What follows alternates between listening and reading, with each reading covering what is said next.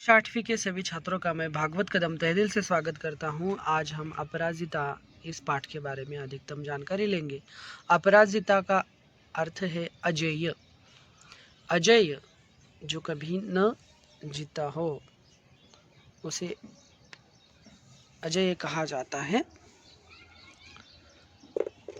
तो अजेय ऐसी एक लड़की जो विकलांग है उसके बारे में बताया गया है इस प्रस्तुत पाठ में। प्रस्तुत प्रसंग में एक विकलांग लड़की के कार्यकुशलता, स्वाभिमान एवं उसके जीवन जीने की कला का बहुत ही मर्मस्पर्शी वर्णन किया गया है। इस प्रसंग द्वारा यह समझाने का प्रयत्न किया गया है कि प्रत्येक मनुष्य को किसी भी परिस्थिति में जीवन को उचित प्रकार से जीना चाहिए। कोई भी परिस्थिति आए उस परिस्थिति का हमने सामना करना चाहिए। प्रस्तुत पाठ के जरिए हमें सीख मिलती है।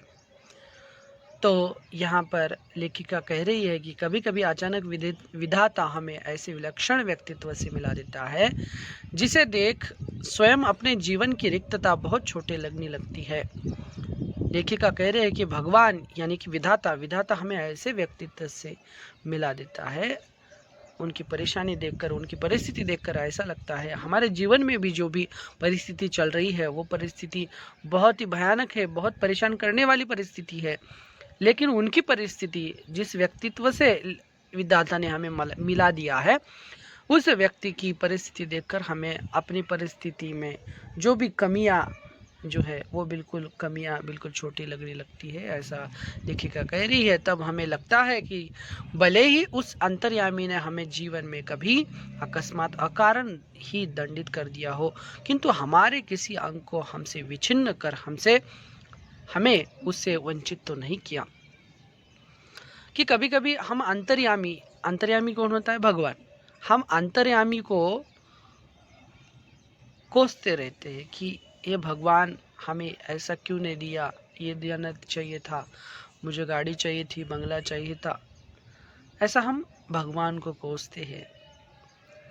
लेकिन भगवान ने हमारे किसी अंग को तो विच्छिन्न कर दिया क्या? नहीं। हमारे हाथ है, पैर है, नाक है, आंखें है, सुंदर सा शरीर हमें भगवान ने प्रदान किया है। हमारे शरीर का किसी भी जो हिस्सा है, किसी भी हिस्से को भगवान ने कमी तो नहीं किया है, विच्छिन्न तो नहीं कर दिया है, यानी कि अलग तो नहीं कर दिया है ना। हाथ को तो अलग नहीं कर दिया, पैर को तो अलग नहीं कर दिया। भगवान ने हमारे ऊपर बहुत सारे उपकार किए हैं। फिर भी हम में से कौन ऐसा मानव है जो अपनी विपत्ति के कठिन क्षणों में विधाता को दोषी नहीं ठहराता? हम भगवान को ही दोषी ठहराते हैं विपत्ति के क्षणों में।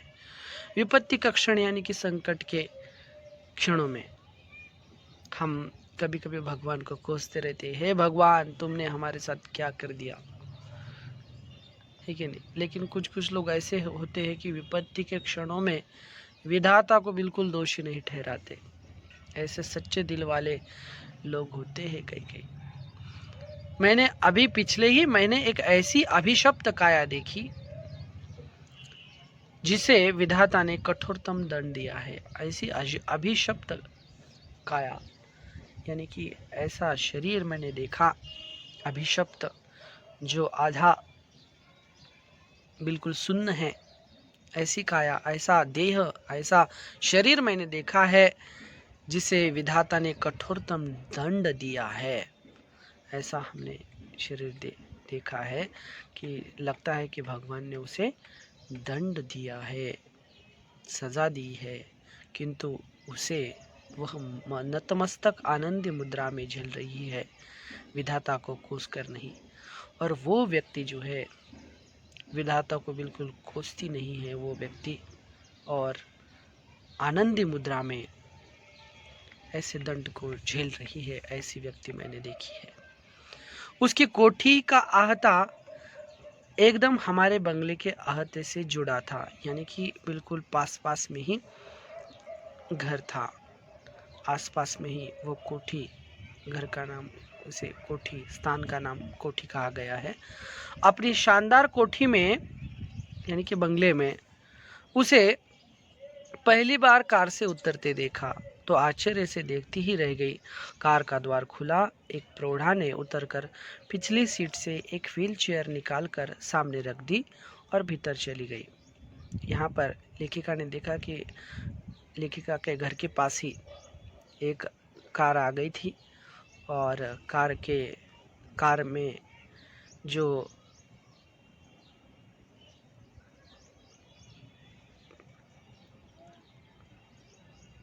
एक वृद्ध व्यक्ति जो है वो उतरी थी। एक वृद्ध व्यक्ति को उतरते हुए लेखिका ने देखा। वृद्ध यानी कि प्रौढ़ व्यक्ति को,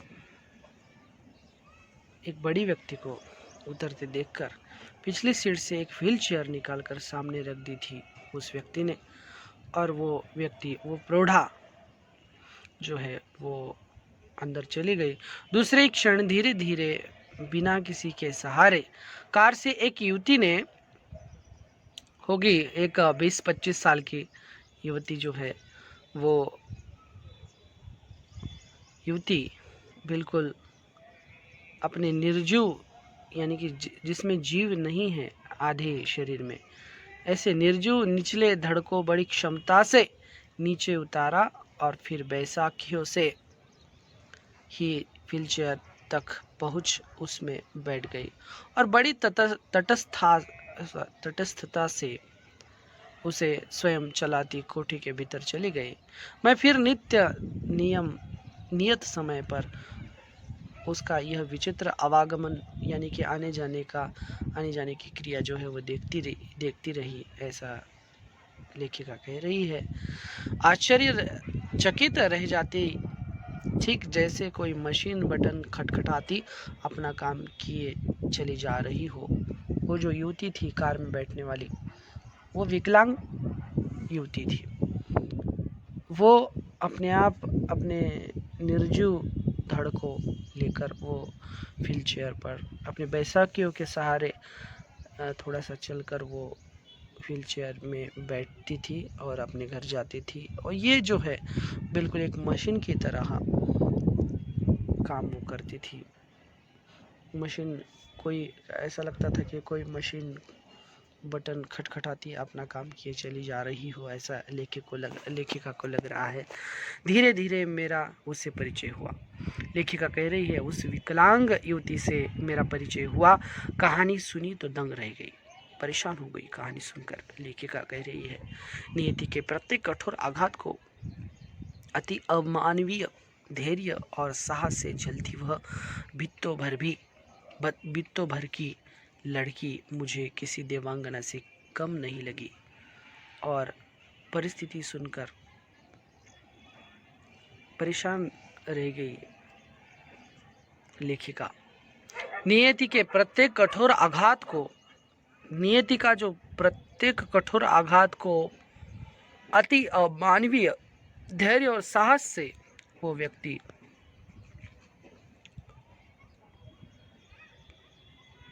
सामना कर रही थी।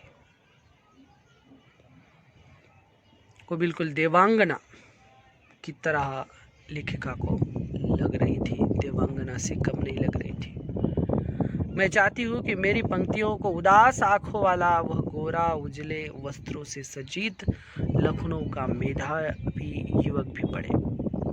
लेखिका कह रही है, मैं जो पंक्तियाँ लिख रही हूँ, जिस विकलांग युवती के बारे में मैं पंक्तियाँ आज लिख रही हूँ,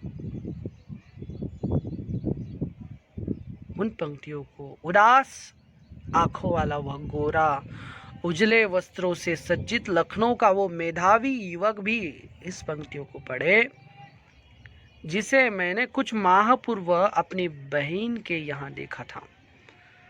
उनके बहन के यहाँ उन्होंने उस मेधावी लड़के को देखा था। वह IAS की परीक्षा देने इलाहाबाद गया। IAS की परीक्षा थी, उसको देने के लिए इलाहाबाद गया। लौटते समय किसी स्टेशन पर चाय लेने के लिए वो उतरा कि गाड़ी चल पड़ी। चलती ट्रेन में हाथ में कुल्हड़ सहित चढ़ने के प्रयास में पहिए के नीचे हाथ पड़ गया। प्राण तो बच गए, पर दाया हाथ जो है यानी कि राइट हैंड उसका चला गया। किसमें? रेल के चलती हुई जो ट्रेन थी, उस ट्रेन के पहिए के नीचे उसका हाथ पड़ गया और उसके प्राण तो बच गए थे, लेकिन उसका दाया हाथ यानी कि राइट हैंड उसका चला गया था। उसी विच्छिन्न भुजा के साथ साथ धीरे धीरे वो मानसिक संतुलन भी खो बैठा। मानसिक संतुलन बिल्कुल उसे लगा कि मैं अब इस दुनिया में कुछ नहीं कर सकता, क्योंकि उसका राइट हैंड गया था, उसका दाया हाथ गया था। पहले दुख को भुलाने के लिए नशे की गोलियां खाने लगा था। ये दुख सहने जा रहा था उससे, तो वो नशे की गोलियां खाने लगा था और अब नूर मंजिल की शरण में जाने लगा है। नूर मंजिल की यानी कि वो नशा ज़्यादा से ज़्यादा करने लगा था। केवल एक हाथ खोकर ही उसने हथियार डाल दिए। इधर चंद्रा जिसका निचला धड़ निष्प्राण मांसपिंड मात्र यानी कि मांस के गोले के समान उसका एक निष्प्राण निचला धड़ है, सदा प्रफुल्ल है, चेहरे पर विषाद की एक रेखा भी नहीं, यानी कि नाराजगी बिल्कुल नहीं उसके चेहरे पर। बुद्धि दीप्त आंखों में अदम्य उत्साह, प्रतिपल प्रतिक्षण हर क्षण भरपूर जीने की उत्कट जिजीवेशा, और फिर कैसी कैसी महत्वाकांक्षाएं उसके मन में बिल्कुल उत्कट जिजीवेशा थी। कुछ करने की इच्छा उसके मन में थी। वो अपाहिज, वो विकलांग होने के बावजूद भी उसकी महत्वाकांक्षा बहुत बड़ी बड़ी थी। मैडम, आप लखनऊ जाते ही क्या मुझे ड्रग रिसर्च इंस्टीट्यूट से पूछकर ये बताएगी क्या वहाँ आने पर मेरे विषय माइक्रोबायोलॉजी से संबंधित कुछ सामग्री मिल सकेगी? ऐसा लेखिका को वो चंद्रा कह रही है कि मैडम लखनऊ जाते ही, आप लखनऊ जाती है तो लखनऊ जाते ही ड्रग रिसर्च इंस्टीट्यूट जो है वहाँ पर आप पूछकर वहाँ पर बताएगी क्या कि मेरे विषय माइक्रोबायोलॉजी से संबंधित कुछ सामग्री वहाँ पर मिल सकेगी? मैडम, आप कह रही थी कि आपके दामाद हवाई के ईस्ट वेस्ट सेंटर में हैं, क्या आप उन्हें मेरा बायोडाटा भिजवा कर पूछ सकेगी कि मुझे वहाँ की कोई फेलोशिप मिल सकती है? ये उसकी महत्वाकांक्षा थी, सीखने की लालसा उसके मन में थी, इच्छा थी। यहाँ कभी सामान्य सी हड्डी टूटने पर या पैर में मोच आ जाने पर ही प्राण ऐसे कंठगत हो जाते हैं जैसे विपत्ति का आकाश ही सर पर टूट पड़ा हो। और इधर लड़की है कि पूरा निचला धड़ सुन्न है, फिर भी बोटी बोटी फड़क रही है। ऊंची नौकरी की एक ही निरस करवट में उसकी प्रतिभा निरंतर डूबती जा रही है। आजकल वह IIT चेन्नई में काम कर रही है। तो देखिए उसकी महत्वाकांक्षा। और लेखिका कह रही है कि निचला धड़ जो है बिल्कुल काम एक मांस के गोले की तरह है, फिर भी वो उसके मन में नौकरी करने की इच्छा है, फेलोशिप के लिए वो प्रयत्न करती है, अभ्यास करने का प्रयत्न करती है। इसलिए हमने निरंतर अभ्यास करना चाहिए बच्चों। हमें अगर हमारी सामान्य सी हड्डी भी टूट गई, पैर में मोच भी आने लगी, तो हमारे प्राण जो है वो कंठगत हो जाते हैं। अरे बाप रे, ये मेरे साथ क्या हो गया, ऐसा हम सोचते हैं।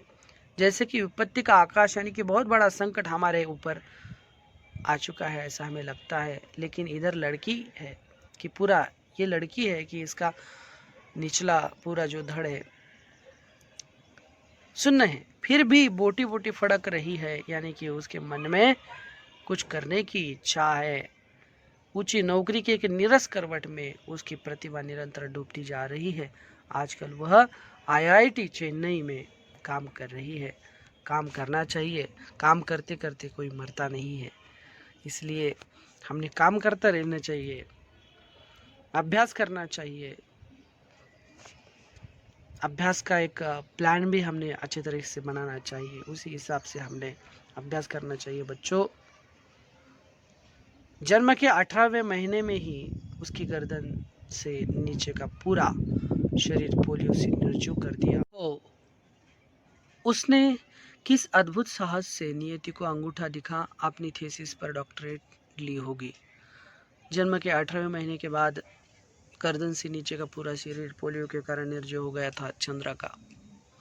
उसने एक अद्भुत साहस के साथ उसने पढ़ाई डॉक्टरेट तक प्राप्त कर ली और वो चंद्रा लेखिका को कहने लगी, मैडम, मैं चाहती हूँ कि कोई मुझे सामान्य सा सहारा भी न दे। आप तो देखती हैं, मेरी माँ को मेरी कार चलानी पड़ती है। मैंने इसी से एक ऐसी कार का नक्शा बना कर दिया है जिससे मैं अपने पैरों के निर्जीव अस्तित्व को सजीव बना दूंगी। यह देखिए, मैंने अपनी प्रयोगशाला में अपना संचालन कैसे सुगम बना दिया है। मैं अपना सारा काम अब सब स्वयं निपटा लेती हूँ। इस प्रकार वो चंद्रा लेखिका को कह रही है। उसने मुझे तस्वीरें दिखाई, लेखिका कह रही है, उसने मुझे तस्वीरें दिखाई। समस्त सामग्री उसके हाथों की पहुंच तक ऐसी धरी थी कि निचला धड़ ऊपर उठाए बिना ही वो मनचाही सामग्री मेज पर से उतार सकती थी। किंतु उसकी आज की इस पटुता के पीछे है एक सुदीर्घ कठिन अभ्यास की यातनाप्रद भूमिका।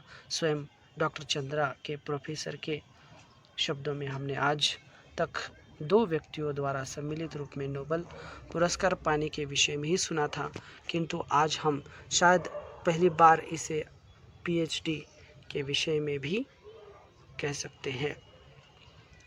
तो देखा जाए तो यह डॉक्टरेट भी संयुक्त रूप से मिलनी चाहिए चंद्रा और उनकी अद्भुत साहसी जननी यानी कि उनकी माता श्रीमती टी सुब्रमण्यम को।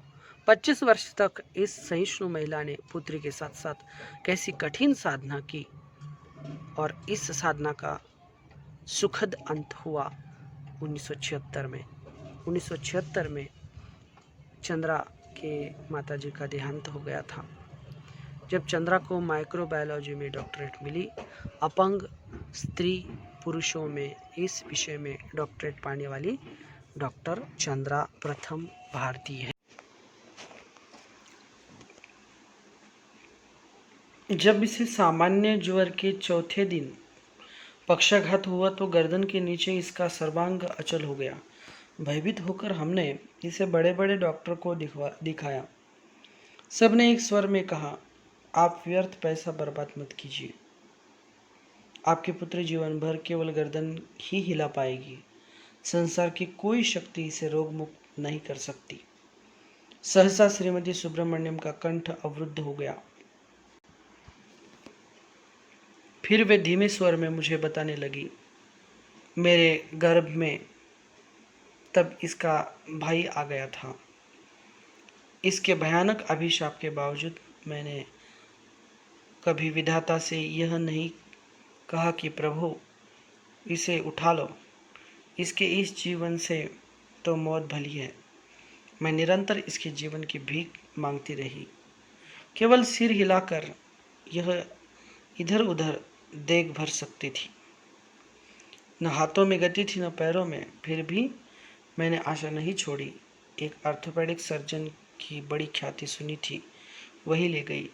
यहाँ पर चंद्रा की माँ जो है वो अनुभव बता रही है कि सामान्य ज्वर के बाद चौथे दिन ही पक्षाघात हुआ था इस बच्चे को और जीवन भर ये सिर्फ गर्दन ही हिला पाएगी, ऐसा डॉक्टर ने कहा था। संसार के कोई भी रोग मुक्त इसे नहीं कर सकती कोई भी शक्ति। सहसा श्रीमती सुब्रमण्यम का कंठ जो है वो अवरुद्ध हो गया। वो दुखी हो गई।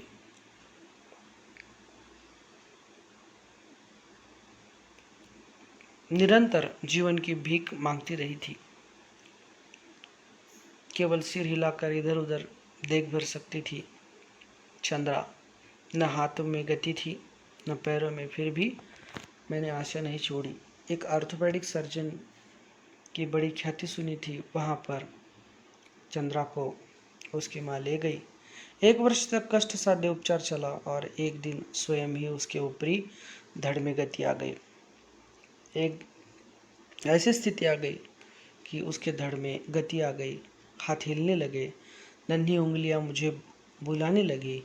निर्जीव धड़ को मैंने सहारा देकर बैठना सिखा दिया। 5 वर्ष की हुई तो मैं ही इसका स्कूल बनी। मेधावी पुत्री की विलक्षण बुद्धि ने फिर मुझे चमत्कृत कर दिया। सरस्वती स्वयं ही जैसे आकर जिह्वाग्र यानी कि जीभ पर आकर बैठी गई हो, ऐसा चंद्रा की माँ को लग रहा था। बेंगलुरु के प्रसिद्ध माउंट कार्मेल में उसे प्रवेश दिलाने में मुझे कॉन्वेंट द्वार पर लगभग धरना ही देना पड़ा। बेंगलुरु के जो भी माउंट कार्मेल नाम की एक जो स्कूल थी, वहाँ पर प्रवेश दिलाने के लिए, प्रवेश मिलने के लिए उन्होंने कोशिश की। नहीं मिसेस सुब्रमण्यम, मदर ने कहा, वहाँ की मदर ने कहा कि नहीं मिस सुब्रमण्यम, हमें आपसे पूरी सहानुभूति है, पर आप ही सोचिए, आपके पुत्री की व्हील चेयर लेकर कौन पूरे क्लास में घुमाता फिरेगा। आप चिंता न करें मदर, मैं हमेशा उसके साथ रहूंगी, ऐसा चंद्रा की माँ ने मदर को कहा। और फिर पूरी कक्षाओं में अपंग पुत्री की कुर्सी परिक्रमा में स्वयं कराती रही और मदर ने भी उनको सहयोग दिया। उसका एडमिशन हुआ और वो माँ जो है अपने बच्चे को लेकर वो हर रोज़ व्हीलचेयर पर लेकर आती थी। वे पीरियड दर पीरियड उसके पीछे खड़ी रहती। प्रत्येक परीक्षा में सर्वोच्च स्थान प्राप्त कर चंद्रा ने स्वर्ण पदक जीते। बीएससी किया, प्राणीशास्त्र में एमएससी में प्रथम स्थान प्राप्त किया और बेंगलुरु के प्रख्यात इंस्टीट्यूट ऑफ साइंस में केवल अपने निष्ठा, धैर्य और साहस से 5 वर्ष तक प्रोफेसर सेठना के निर्देशन में शोध कार्य किया। इसी बीच माता पिता ने पेंसिल्वानिया से व्हीलचेयर मंगवा दी, जिसे डॉक्टर चंद्रा स्वयं चलाती हुई पूरी प्रयोगशाला में बड़ी सुगमता से घूम सकती थी। लेदर जैकेट के कठिन जिरह बख्तर में कसी उस हसमुख लड़की को देख मुझे युद्ध क्षेत्र में डटे राणा संगा ही स्मरण हुआ था। क्षत विक्षत शरीर में घावों के असंख्य चिन्ह, किंतु आभामंडित भव्य मुद्रा। मैडम, आप तो लिखती है, मेरी ये कविताएं देखिए, कुछ दम है क्या इनमें, ऐसा चंद्रा ने लेखिका को कहा। ये जो पूरी कहानी है, चंद्रा ने ये पूरी कहानी लेखिका को बताई और कहने लगी कि मैडम, आप तो लिखती है, मेरी कविताएं देखिए, कुछ दम है क्या इनमें। मैंने जब ये कविताएं देखी तो आंखें भर आई। जो उदासी उसके चेहरे पर कभी नहीं आने पाई, वह अनजाने ही उसकी कविता में झलक आई थी। फिर उसने अपनी कढ़ाई बुनाई के सुंदर नमूने दिखाए। लड़की के दोनों हाथ जैसे दोनों पैरों का भी काम करते हो, निरंतर मशीनी खटखट में चलते रहे हैं। जर्मन भाषा में माता पुत्री दोनों ने मैक्स मुलर भवन से विशेष योग्यता सहित परीक्षा उत्तीर्ण की। उसकी माताजी ने भी और उसने भी मैक्स मुलर भवन से उसने जर्मन भाषा में परीक्षा दी थी और वो उत्तीर्ण हो गई। उत्तीर्ण यानी पास। गर्ल गाइड में राष्ट्रपति का स्वर्ण कार्ड पाने वाली वह प्रथम अपंग बालिका थी। यही नहीं, भारतीय एवं पाश्चात्य संगीत दोनों में उसकी समान रुचि है। उसको इंटरेस्ट था भारतीय संगीत और पाश्चात्य संगीत में। अपने एल्बम को अपने निर्जीव टांगों पर रखकर वह मुझे अपने चित्र दिखाने लगी। पुरस्कार ग्रहण करती डॉक्टर चंद्रा, प्रधानमंत्री के साथ मुस्कुराती खड़ी डॉक्टर चंद्रा, राष्ट्रपति को सलामी देती बालिका चंद्रा और व्हील चेयर में लेदर जैकेट में जकड़ी बैसाखियों का सहारा लेकर अपने डॉक्टरेट ग्रहण करती डॉक्टर चंद्रा। मेरी बड़ी इच्छा थी मैं डॉक्टर बनूं। मैं अपंग डॉक्टर मेरी वर्गीज के सफल जीवन की कहानी पढ़ चुकी थी। परीक्षा में सर्वोच्च स्थान प्राप्त करने पर भी मुझे मेडिकल में प्रवेश नहीं मिला। कहा गया कि मेरा निचला धड़ निर्जीव है। ये चंद्रा खुद की आप बीती बता रही है लेखिका को कि उसकी इच्छा क्या थी, डॉक्टर बनने की। डॉक्टर मेरी वर्गीज की जो सफलता की कहानी है वो कहानी चंद्रा ने पढ़ी थी। परीक्षा में सर्वोच्च स्थान प्राप्त करने पर भी चंद्रा को मेडिकल में प्रवेश नहीं मिला था। कहा गया कि उसका निचला धड़ निर्जीव है। मैं एक सफल शल्य चिकित्सक नहीं बन पाऊंगी। किंतु डॉक्टर चंद्रा के प्रोफेसर के शब्दों में मुझे कहने में रंच मात्र भी हिचकिचाहट नहीं होती कि डॉक्टर चंद्रा ने विज्ञान की प्रगति में महान योगदान दिया है। चिकित्सा ने जो खोया है वह विज्ञान ने पाया है। ये चंद्रा के प्रोफेसर जो है उन्होंने ये कही हुई बातें थी कि उन्होंने चिकित्सा को खोया है लेकिन विज्ञान में उसने कुछ न कुछ तो भी हासिल किया है। विज्ञान को उन्होंने और भी बेहतर बनाया है, ऐसा प्रोफेसर कह रहे हैं उनके। चंद्रा के एल्बम के अंतिम पृष्ठ पर है उसकी जननी का बड़ा सा चित्र जिसमें वे जेसी बेंगलुरु द्वारा प्रदत्त एक विशिष्ट पुरस्कार ग्रहण कर रही हैं, वीर जननी का पुरस्कार।